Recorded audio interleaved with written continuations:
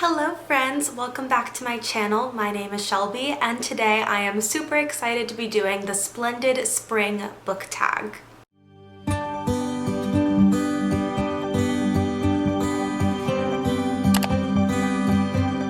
It has been a hot second since I did a book tag here, so I thought one to celebrate spring would be appropriate.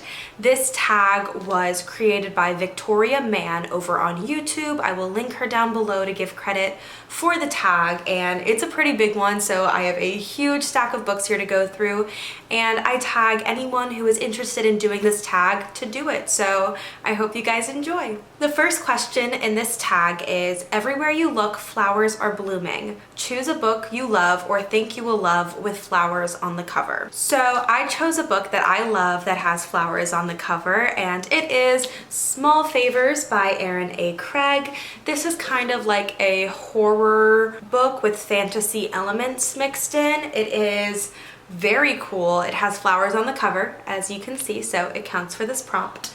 And essentially it follows this really secluded village, and strange things have been happening, and it's up to one girl to kind of keep her family and her town together as chaos ensues. It is really wonderful. I wasn't expecting to like it as much as I did, and I absolutely adored it. Highly recommend for like a rainy spring day or to read in the fall, but it's a really great book. I highly recommend it if you like Erin A. Craig's writing, which I do, and I just think it's a really fun one, and it has flowers on the cover. The next prompt is, spring is the perfect time for a fun trip.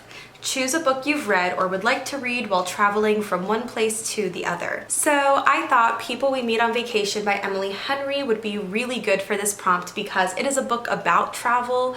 Essentially, we follow Alex and Poppy, who are really good friends, and every summer they take a vacation together until 2 years before the start of this book, when something happened on the trip that kind of made them stop talking to each other. So they decide to go on one last vacation in a last-ditch attempt to save their friendship. I love this book because we kind of get flashbacks sprinkled throughout the story of the past vacations they took, and it's just honestly a really fun time, and I think it'd be really good as like a travel book. So yeah, highly recommend People We Meet on Vacation. The third prompt is, who doesn't love a good spring fling?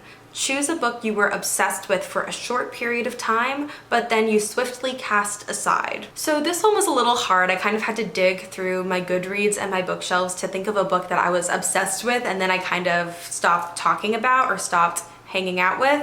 But I eventually picked Cinder and Ella by Kelly Aram.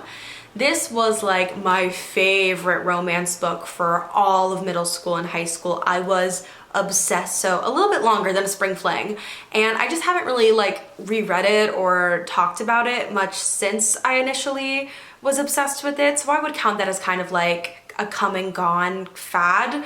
Cinder and Ella is a Cinderella retelling, as you can tell, and it's such a unique retelling. It follows a girl named Ella who has a book blog, so for all those book lovers out there, and she loves reading, and she has this pen pal almost, this friend that they've never met face to face, and they don't know each other's real names, but they talk all the time online about their favorite books. But while she is talking with her friend one day, like texting them, she and her mom get into a car crash and she lands into a coma and she has a bunch of burns. So her estranged father takes her to LA to live with him. And there she decides to reconnect with her friend Cinder, and it turns out that Cinder is actually a really big movie star in Hollywood. So there's a lot of really fun tropes throughout this book. It's just such a sweet story about rehabilitation and grief and finding your place in a whole new world, one that you don't recognize. So if you like that kind of stuff and if you like retellings, I highly recommend checking out Cinder and Ella. It really was such a favorite of mine. The next prompt is kind of funny. It says, everyone loves the smell of freshly mowed grass, but not at an ungodly hour.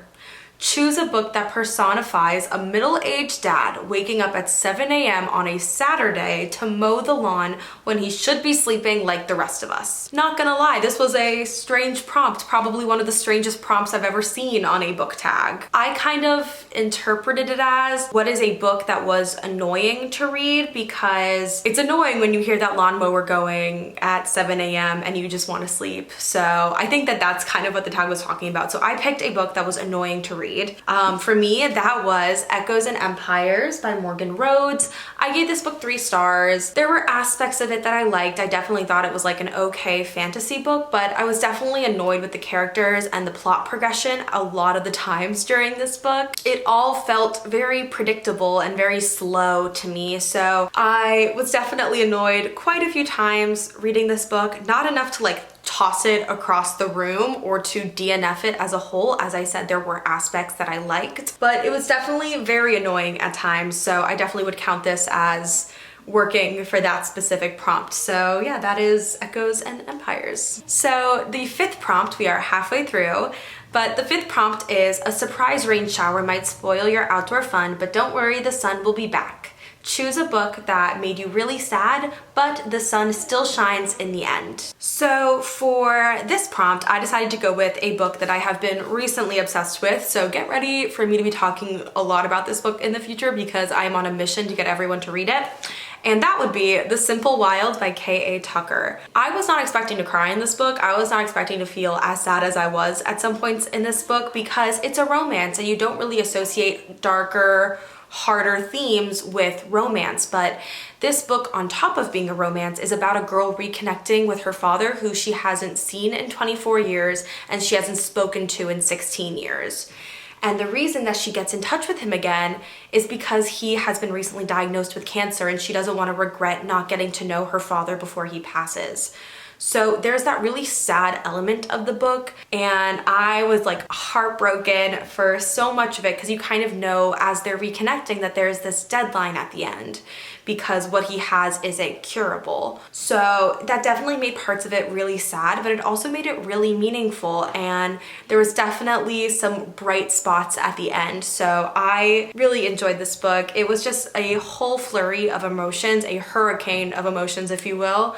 And I just think it's really fabulous. So if you're looking for a romance with a little bit more oomph to it, then I highly recommend The Simple Wild. The 6th prompt on this tag is, it's that time of year when all the animals stretch their limbs and come out of hibernation. Choose a book that pulled you out of a reading slump. So everyone hates reading slumps. They are the absolute worst, and I experience them from time to time, but I have a secret weapon. I have a book series that without fail has always pulled me out of a book slump if I read it. So I'm going to share my secret weapon with you guys. It is the Luck series by Jennifer L. Armentrout. This is your very classic, like mid-2000s paranormal YA story.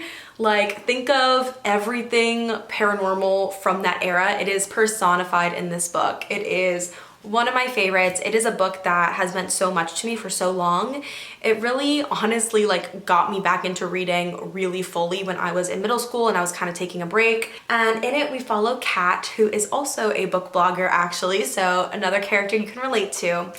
And she moves to the suburbs of Virginia, I think, when her father dies from cancer. And she doesn't know it, but she moves next door to the Blacks, who are very mysterious, and they actually might be a little bit extraterrestrial. So this book follows her and her relationship with those neighbors, and it is just one of my favorite things ever. I love the progression of the characters and their growth and the love story. It's enemies to lovers. It's just everything cozy and wonderful about YA paranormal. If you can have a cozy YA paranormal, that's what this is to me. And it's something so special. Like, is the writing amazing? No. Is the character development and plot like so well thought out? No, but it is a book that brings me so much comfort and without fail has the ability to bring me out of a reading slump. So this is my secret reading slump weapon. It actually also could be a weapon. Look how thick this thing is. You could just, whoo. The 7th prompt on this tag is, students all over exhale a sigh of relief knowing they get to get a break from school. Choose a book whose friend group you'd like to spend spring break with. So thinking about what book characters I want to spend spring break with was actually really easy for me. There is a definite friend group who I would love to party it up with, and that is the friend group from the House of Earth and Blood Crescent City series. I'm holding up House of Sky and Breath because I feel like the friend group really gets established in this book, and essentially it consists of Bryce, Hunt, Rune, all of Rune's friends, and if you haven't read these books, then these names will make no sense to you, and I apologize for that. But if you have read these books and you know what friend group I'm talking about, that's who I would love to spend spring break with, because I think they would be the most fun to hang out with at parties or on the beach or just making general mischief. So yeah, I would definitely spend it with this squad right here. On to the 8th prompt. The 8th prompt is spring is all about rebirth and blooming. Choose a book that made you grow as a person. I love this one because I'm all about self-growth, but definitely for me, a book that has made me grow. This is a book about growing up. This is about the lives of 4 sisters as they go through their childhood and adulthood and kind of grow up together.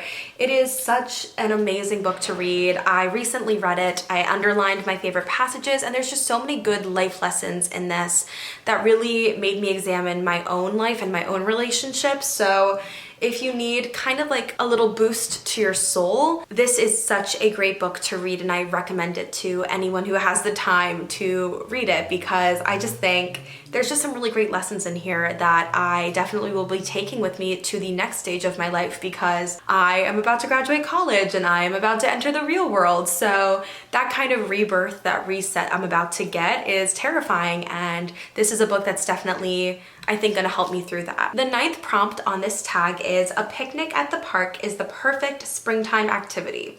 Choose a book with a character who you think would pack the best picnic basket. This was actually a really fun question. I had a lot of fun thinking of which of my favorite characters from the books I've read would pack a really freaking good picnic basket. And as soon as I saw this book on my shelf, I knew that this character would absolutely blow it out of the park.